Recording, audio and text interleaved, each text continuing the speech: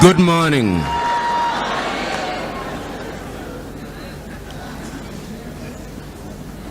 Good morning.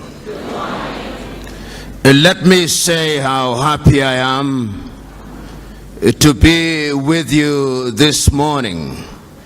I've already been told that the congregation here present represents a number of countries from within the continent of Africa and from outside of Africa, and that it is, in a manner of speaking, the United Nations in microcosm. I have been asked to speak on a subject that allows me to mention a number of things, but because this is a Christian setting, I've chosen to predicate my speech upon 3 Bible verses. The very first one is to be found in the book of Daniel. And you will remember that in the book of Daniel, the story is told of King Nebuchadnezzar and how he conquered the territory that was occupied by the Jewish people. And we are told that immediately he made that conquest, he asked one of his officers to identify from within the ranks of the conquered people intelligent individuals. And the Bible records in that book of Daniel that they identified Daniel. They also identified an individual called Ananias, and they identified another individual called Mishael, and a third one called Azariah. And the Bible proceeds to tell us that they were all renamed Belshazzar, Shadrach, Meshach, and Abednego. And there is a sense in which it is those given names that they are known by throughout the ages. And we are told that they were schooled in the arts and that they were some of the most intelligent individuals. If one were to be dramatic about it, one may say that they gained admission into the University of Nebuchadnezzar. And if one says so, that there were certain protocols to be followed once you joined the University of Nebuchadnezzar. Number one, that you are to eat from the king's table and to drink the king's wine.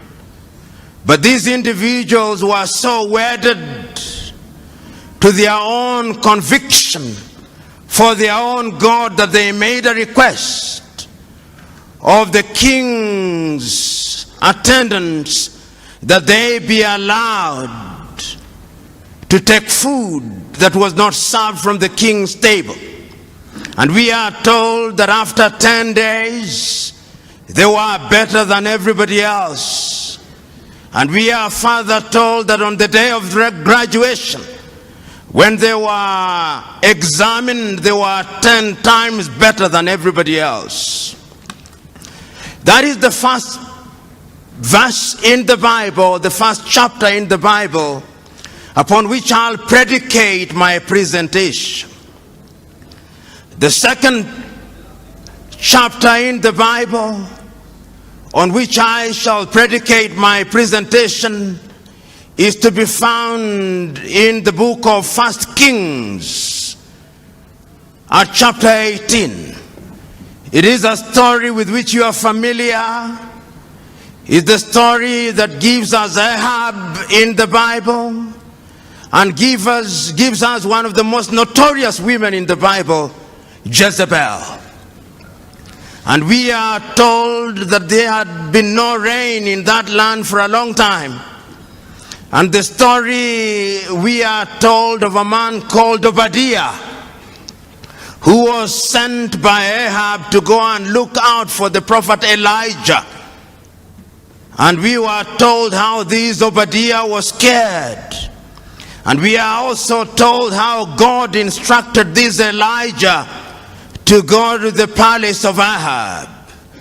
And we are told how when Elijah confronted Ahab, he told him that I'm the only one of the prophets of the Lord who is still alive. That is not to say that Obadiah had not hidden 50 others, 50 in one cave and 50 in another cave. And we are told that Elijah said, let us not be of two opinions. If indeed God is God, let us worship God. And if Baal is God, let us worship Baal. And we are told that he asked, bring out the 450 prophets of Baal and the 400 prophets of Asherah who have been dining at the table of Jezebel. And there was a competition, if you may, that took place at Mount Carmel. And the story is told of how they prayed unto their God and how they were mocked by Elijah and nothing came to pass. And ultimately, when Elijah had his opportunity, we are told that fire came down from heaven and it consumed everybody else. And we are told how the prophets of Baal were then executed. Then the final chapter in the Bible, book in the Bible, if you may, that I want to refer to is the book of the prophet Joshua, chapter 24 to be exact. And this is a very critical time when Joshua has taken over from Moses and the Israelites are about to go into the promised land. And we are told that Joshua gathered all the children of Israel, and the story is told of how he reminded the people when they were across the river that Abraham's father Terah worshiped gods other than the real God. And he tells the people, choose you now whom you shall serve. Shall you serve the gods that your fathers worshipped across the river, or the Lord of the Amorites in whose land you dwell? As for me and my house, we shall serve the Lord. I've chosen to predicate my conversation with you this morning 3 chapters in the Bible, because even if you chose not to be a Christian, they are relevant, particularly to young people and particularly to young Africans. And I'm acutely aware that there are other people who are not Africans, and that is also acutely relevant to you, because I've been asked to talk about the time is now. And let me speak to my African brethren first. Just this morning when I woke up, I was listening to somebody who is going to be the presidential candidate in Sierra Leone, the former Director General of UNIDO. And he was wondering to himself, why is it that Africa continues to punch below her weight, economically, politically, and otherwise? We are a continent of 1 billion people, but we cannot feed ourselves. We are a continent of young people, But there is a sense in which we have no faith in ourselves. We are a continent with resources like no other continent on earth. Yet there is a sense in which we are still in the ghettos of human civilization. We are a continent which, in the words of Afro-pessimists, is a scar on the conscience of humanity. Which begs the question, what is it that we are not doing right? This particular individual said, and this is what he said, that Africa still suffers from the Garden of Eden syndrome. And the Garden of Eden syndrome is that God has placed you into the Garden of Eden and you partake of the fruits without any labor. We have forgotten that after the fall of man, there was a divine instruction: go out and subdue the world, because from the sweat of thy brow thou shalt eat. There is a sense in which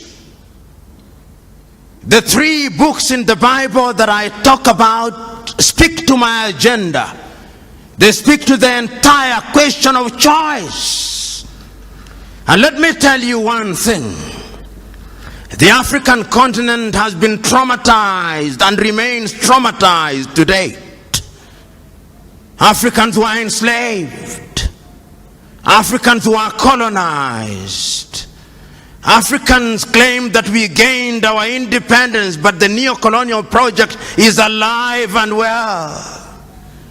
Speak to Ngugi wa Thiong'o, he'll tell you that our minds are still colonized. And that is why he talks about decolonizing the mind. Because throughout the ages, the battle has always been the battle of the minds. That is where it is won and lost. And one of the things that I've discovered over the ages is that those who want to control you, the first thing that they do is to change your name. Even God changes his name when he wants to deal with you. When you are Abraham, he makes you Abraham. When you are Sarai, he makes you Sarah. And the very first thing that the colonialists did was to change our names, to convince us that a Christian name could only be Andrew and Mary and Jane and all these other names, that Kamau cannot be a Christian name, that Njoroge cannot be a Christian name, and we believed it. And I'm submitting to us that there is a sense in which our minds are not free. I'm submitting to us that even your generation is not free. I'm submitting to us that in that book of Daniel, even though their names were changed to Shadrach, Meshach, and Abednego, and Belshazzar, there is something that they did not allow to change in them. They refused to eat meat or anything that was sacrificed to the idols.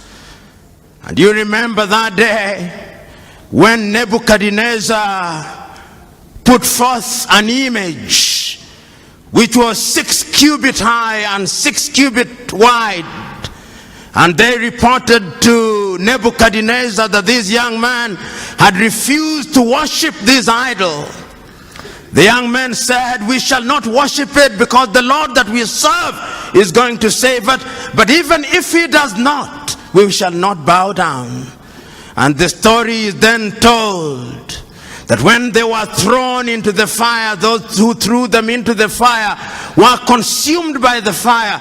But within a few minutes, Nebuchadnezzar himself said, but we threw in 3 of them, but there appears to be a 4th man who is like the son of the gods. I'm submitting to us that at all critical times in history, we have to make painful choices. I'm speaking to you Africans who are Christian, who are present here. What choices have you made? Have you made choices to run away to the United States to get the green card? Is that your choice? Have you made a choice to run away to Europe to flip hamburger? Have you made a choice to run away, to go to Europe and to be humiliated at the embassies of the United States of America, Australia, and the United Kingdom? I'm submitting to us that we must change, because the divine instruction is that each one of us must make do with what we have. It cannot be right that a continent that is so blessed has our young men and women with only one ambition: to go to the United States. I know families where when wives are pregnant, they want to go to the United States that they may give birth there, that their child may be a citizen of the United States of America. The United States of America was not built by an army of angels. No, it was built by human beings. And I'm submitting to us that going forward, like Shadrach, Meshach, and Abednego, we must make a choice. And I'm submitting to us that if your Christianity is the kind of Christianity that only appeals to your emotions and make you feel good without making you good, that is not Christianity. Because there is a variety of Christianity today that makes you feel good, but it doesn't make you good. And I'm submitting to us that we must change now, because if we don't change now, you are going to be subdued by other civilization. And as I said at one forum, and I repeat it now, there are two ways of being at the dinner table of civilization. You can be at the dinner table as a diner or as a waiter. Choose you now. Whether you want to be a diner or a waiter, choose you now. But even as I proceed, I have not forgotten that there is another book, that there is the battle between Elijah and the gods of Baal. Today, we have erected unto ourselves gods of Baal. I go to many churches, and there is the prosperity gospel. The gospel that tells us that the church is a casino, where depending on how much you pay as a tithe or givings, then you'll get blessing. That is not the God that I worship. And if there was such a God, I would refuse to worship such a God. The God that I worship and the Christ that I follow, I remember on that day when an old woman had given the smallest contribution, he said, that woman has given the most, because there was sacrificial giving.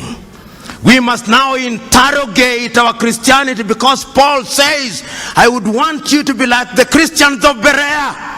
Because the Christians of Berea, once you'd preach to them, they would go to the gospel and ask, are you preaching the right thing, or you are preaching make good gospel?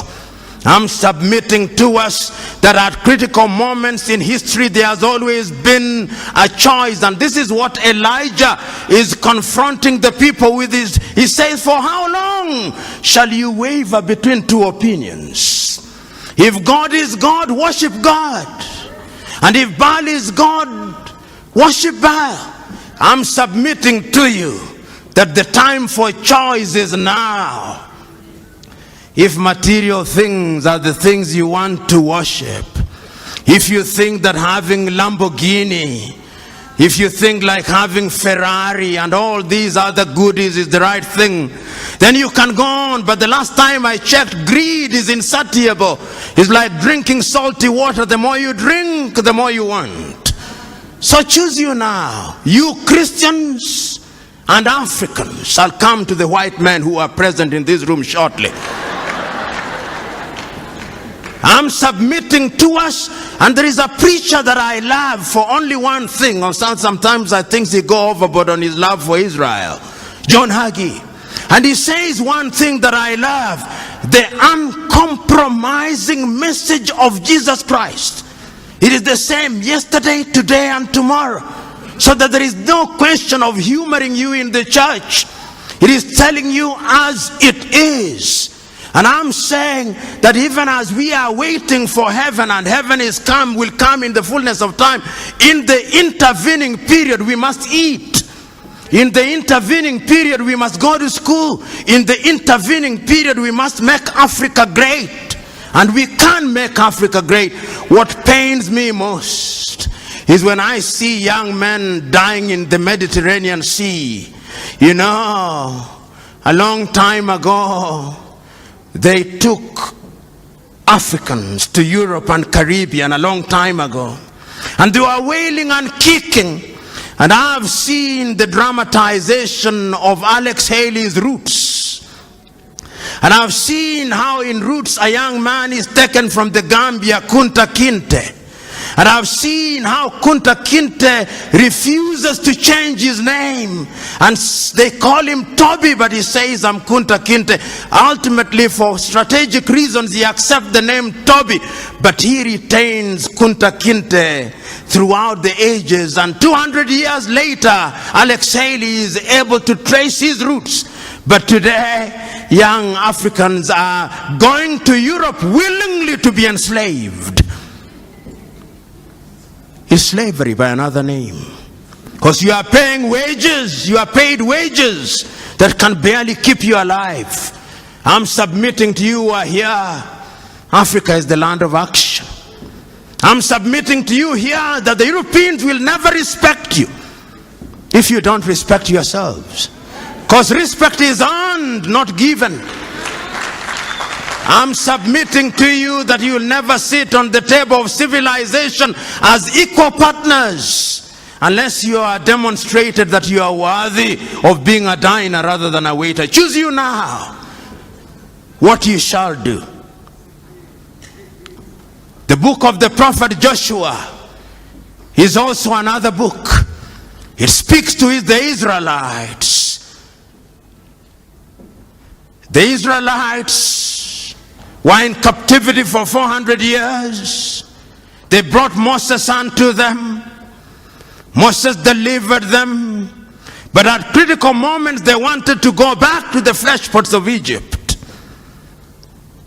At critical moments, God parted the Red Sea. At critical moments, there was a pillar of fire to separate them from the Pharaoh. But they still went back to their old ways. And an aging and a dying Joshua is telling them the point for making the choice is now. When we were taken away from Ur of the Chaldeans, Terah was worshipping idols. Abraham was worshipping idols. There was a change in him and he became Abraham. And now you have come to the land of the Amorites. And you are worshipping their gods. Choose you now whom you shall serve. The Lord God or the Lord of the Amorites. As for me and my house, we shall serve the Lord. I'm submitting to us now. Choose you now whom you shall serve. The Lord whom you only serve on Sundays, or the Lord that is immanent and must be served every minute. Choose you now.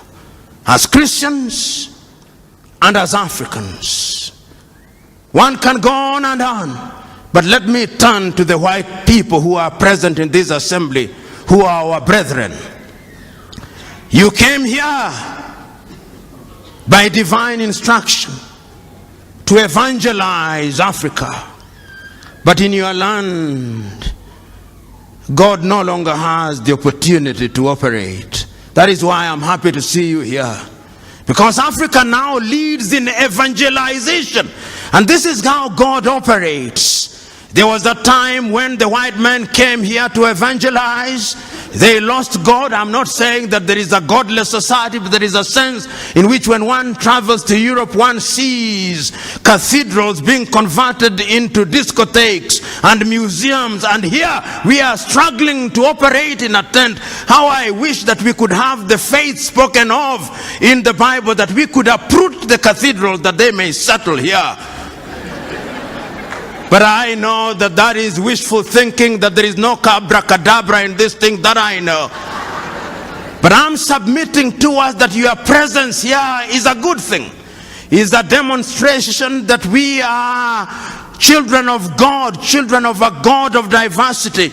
You know, And this is very ecumenical. Some of you will be offended, but I do not care whether you are offended or not. The great Mahatma Gandhi, whom I respect, was not a Christian, but at a critical moment one day he said that he remembers one day in his homeland in Gujarat, when the person who was presiding over the service read from the Hindu Gita through to the Jewish Torah, through to the Muslim Quran and to the Christian Bible, reading from one book to the other as if it did not matter which book was being read as long as God was being worshipped. And there is a sense in which I found power in that. You do not know the whole truth. None of us. We do not know how God operates. And that is why Christ tells us, judge not lest you be judged. There is a puritanical streak that sometimes we Christians, particularly those who are born again, have. We are quick to judge contrary to the divine instruction. Let us be slow to judge. Who knows how God operates? Who knows how he does his things? Because all of you, including myself, we are so sinful that if it was by works alone, none of you are heaven bound. None of you. You may think that you are good, you may think that you are doing all good things, but he says none of you is heaven bound except by the grace of God. And if we appreciate that, then we would be very humble. But even as I talk about these things and change now, I'm not unaware that I was asked to speak for 25 minutes. And being aware that I was asked to speak for 25 minutes lets me now move with jet-lag speed in the direction of my conclusion.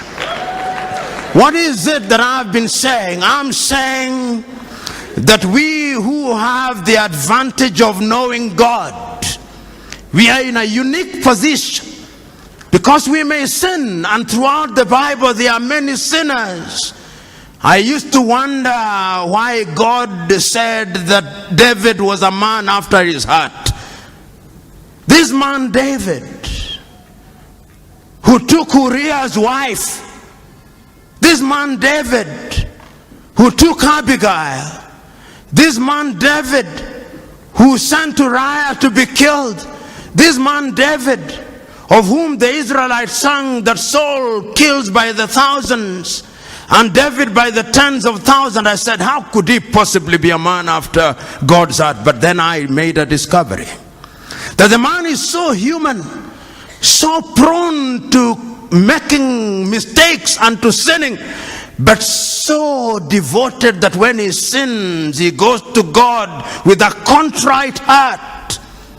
And then I discovered that all of us must strive to do that which is good and right.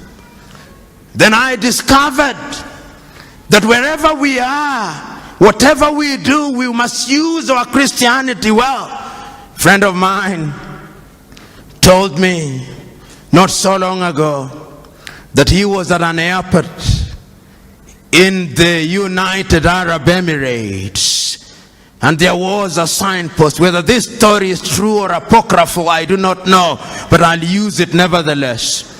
There was a sign that said, you can leave your things here, they are safe, there are no Christians here. And the moral of the story is one that is not far to seek.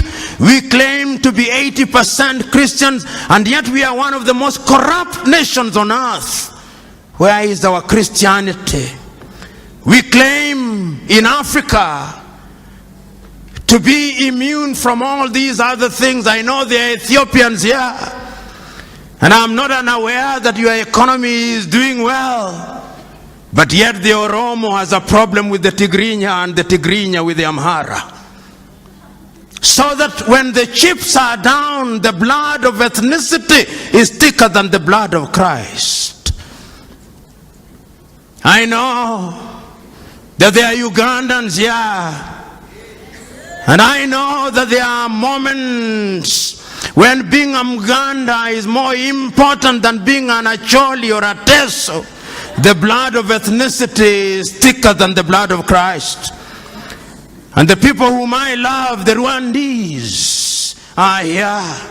How can we forget 20 years ago a people who speak one tongue, a people who live together. Husband slaughters wives on the ground only that they labored them Tutsi. In the churches of God, priests killed. The blood of ethnicity is thicker than the blood of Christ. And one can go on and on. The only country in Africa that appeared to have been vaccinated against ethnicity is Tanzania, the home of that great man Julius Kambarage Nyerere. They appear to have been vaccinated. But come to my Kenya. Oh, my Kenya. Oh, Kenya. Even now as we approach the elections and you are going to make the decision, I can assure you that there will be no change. Because the formations we have are merely tribal alliances, and if one were to be blunt about it, on one side, the Kalenjin elite and the Kikuyu elite have ganged up and they have hypnotized their tribesmen and persuaded them that it's only by electing them that their circumstances will change. It will not. On the other side, there is another arrangement called NASA. This is also an assembly largely of the Luo of Kenya, the Kamba, the Luhya, and a few other tribes, and their leaders, the elite, have hypnotized their tribesmen. They cannot think nor reason. So that what we are going to have in Kenya on the 8th day of August is not an election on any issue. They'll not talk about agriculture, about education, about unemployment, the critical things. It is going to be an ethnic census to determine which formation brings together the largest number of tribes. So those of you who think there will be dramatic change, you will be disappointed. As I said elsewhere in Kiswahili, nyani ni wale, misitu ndio imebadilika. I'm saying that the monkeys are the same, the forests have changed. And if you ever doubted me, there was once a forest called COD, there was once a forest called ODM, it has now changed into NASA. There was once a forest called URP, there was once a forest called TNA, it is now Jubilee. Nyani ni wale, na hulka zao ni zile. So you who are here, you who are Kenyans, when you go to vote on the 8th, what will you be voting for? Agriculture, employment, or modo anyoba? You who are from the Luo extraction, when you'll be voting Oduadu or health and education. Who will betide you? Because the question has always been, choose you now whom you shall serve, the Lord of the Amorites or the Lord God. As for me and my house, we shall serve the Lord. You know, one of the things that I find painful is for anybody to tell me to vote an individual because he's from my ethnic group. It is the greatest insult. Why did I go to school?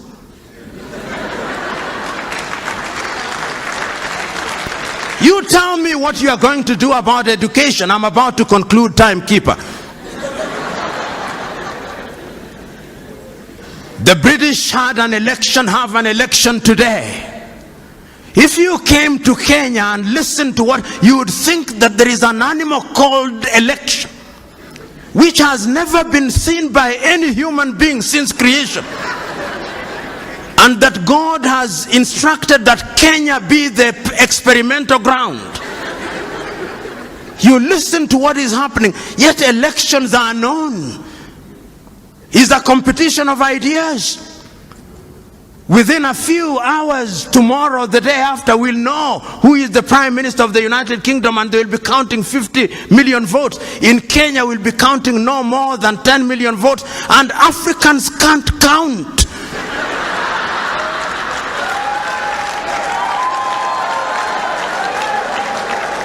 When it comes to elections, Africans can't count. And Africans never lose elections. Africans are rigged. How can you run a continent like that? Yet we claim to be Christians. If you go to the Germans, they'll have an election. And within a few hours, they'll have results, because there is a competition of ideas. You know, when you look at Europe, the reason why Europe is ahead of us. How many of you, and this is what I must conclude with. In the book of Matthew, the story is told of a businessman, I'll paraphrase it, who goes out on a long journey and entrusts his workers, one with 1 talent, the other one with 2 talents, and the other one with 5 talents. And the Bible record says he goes away for a long time.